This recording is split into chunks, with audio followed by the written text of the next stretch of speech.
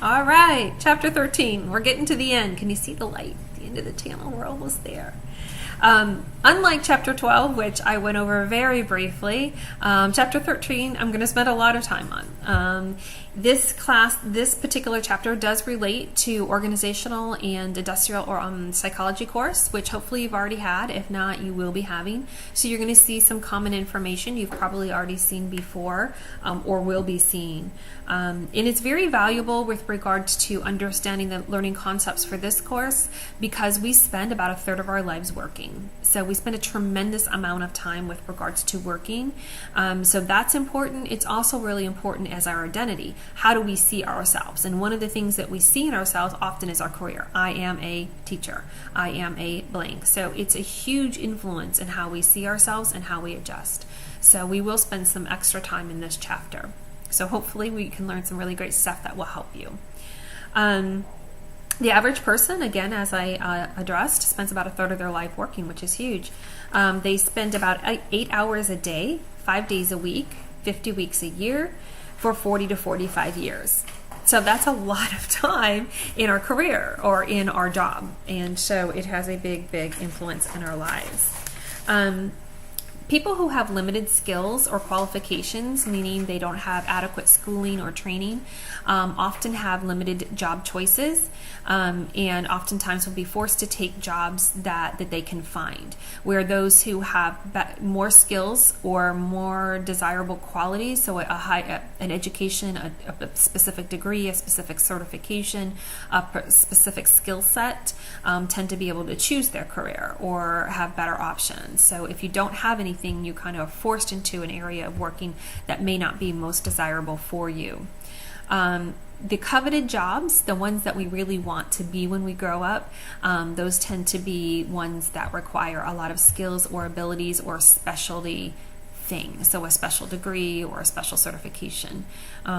Typically when young children say, what do I want to be when I grow up? It doesn't tend to be, some will, but it doesn't tend to be a laborer or some of those more blue-collar jobs that are easier to achieve without those skill sets.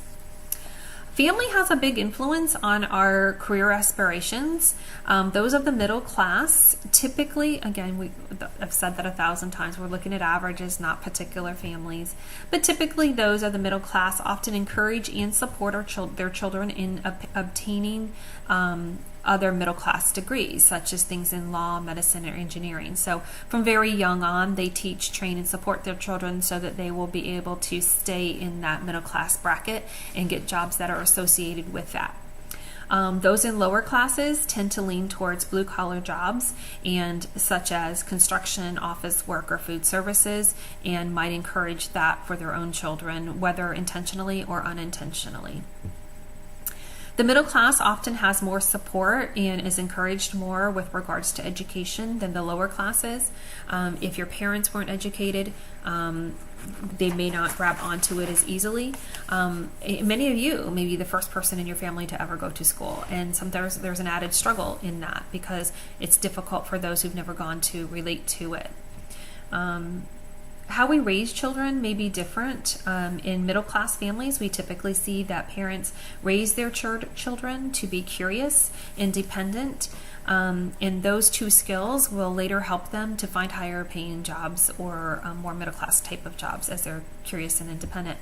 Where in lower class homes, often the children are taught to be obedient and to conform, do as I say type of environment, and this teaches conformance and obedience and gearing them again towards blue collar jobs. So those messages are set in very, very young in creating a message as they move forward into their lives and their careers.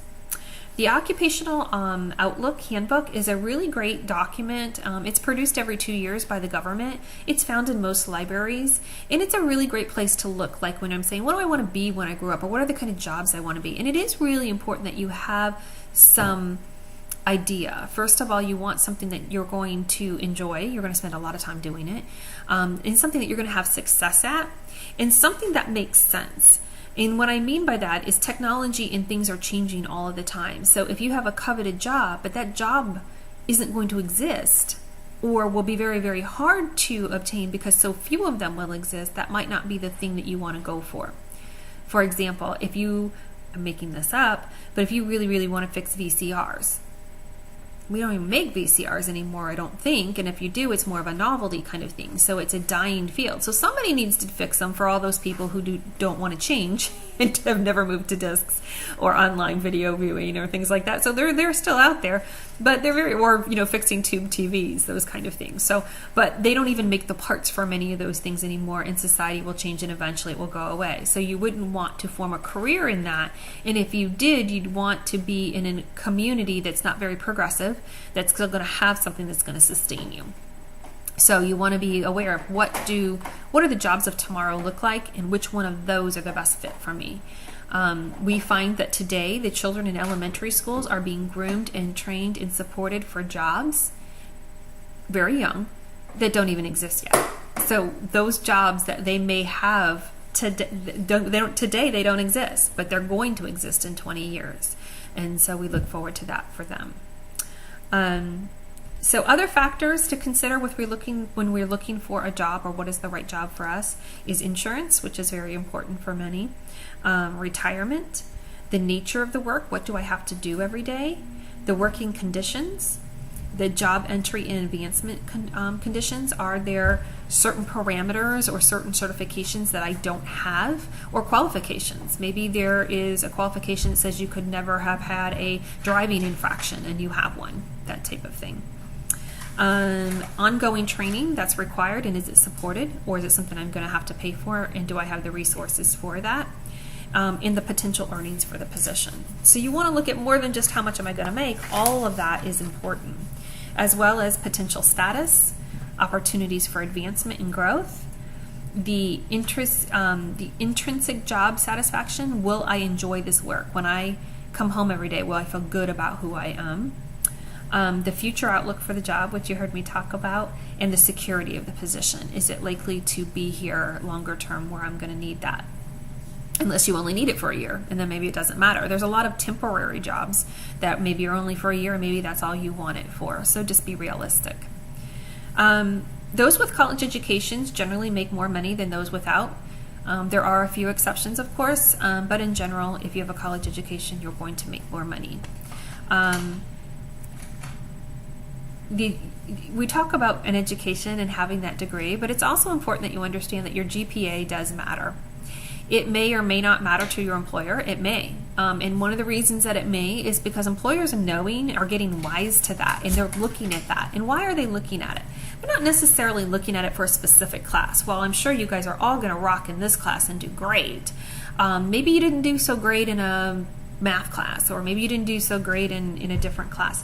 That specific class is not the critical piece, but the general GPA. And the reason for that is students that tend to have higher GPAs typically are more easily trained, more open to new ideas, and they have personality qualities that the employer would covet.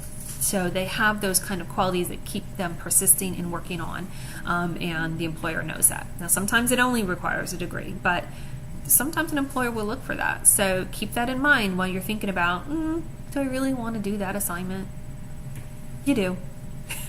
So we want to help you with that.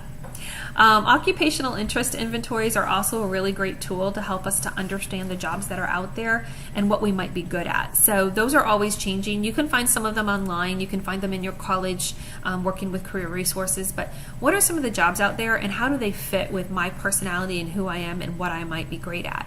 What you don't want to do is struggle your whole life never finding a career that makes you satisfied, that makes you feel good about yourself. So if that can help you, by all means do them. And again, these are just tools. They're not foolproof. There's jobs every day out there that aren't even going to be listed. So no one's saying that the answer is there, but there's certainly some direction in those tools, particularly for those that are struggling. If you're already in your career field and you know exactly what you want to do and you just want to advance, that is awesome. I think that's fantastic. But for those who aren't, or who've never been satisfied or are looking for something different, this is a great tool. Again, remember there's many options. You want to look at more than just salary, but you want to look at the whole aspect of the job and what it entails. Make sure that you choose wisely, because you want to make sure that you have a job that you enjoy and that you'll be able to get. Don't try to get a job that's going to be hard to, if not impossible for you to achieve, or you can't get into it because of a requirement. If it requires you to have a certain skill set you don't have, don't become that. You heard me in an earlier video say, I'm never going to be a professional football player. That's just not realistic. If I invest a lot of time and money into it, I'm still not going to be a professional football player. But I might be able to work in the sports industry if that were of interest to me. And remember that your career is a process. It's not just a one and done. Typically we get advanced, we move up, we move laterally, we have other opportunities. So we want to continue to do that, but make sure that we don't do anything that would close us out from positions and growth as well. So if I take this path, I could never go down that path type of thing. We do see some trends in the workplace to talk about. One of those is technology. Technology is changing constantly. It's a huge change in every industry, whether you're fixing cars or refrigerators, whether you're in social work. When I started as a social worker, I had a caseload of approximately 8 to 12, and we did not have computers. Everything was written on these little forms that were carbon copied. Caseloads are much higher now, and we have computers, and in fact, we are required to use computers and databases. It's not even an option. You must use them. Law enforcement must use them. So jobs look a lot different than they did before. You must be computer literate to have most jobs today. The new work attitudes are required, which are asking employees to be, as opposed to this is my job and I do it all the time and I don't really change or be different from that. The jobs look different today, requiring a lot more mobility or ability to change and flexibility. Lifelong learning becomes more critical because technology changes. You have to change with it, and you have to learn new things. So you don't get a job and that's all I do. If you're shoeing horses, maybe, and even that probably changed. I just don't know about it. But other jobs will change, and you must be open and willing to change with them. And for the jobs of today and of tomorrow will require a more independent worker. There's a lot more independent contractors as well, so maybe employers have less employees and more people that they bring in to do a particular project or job, a lot of project work that might go on.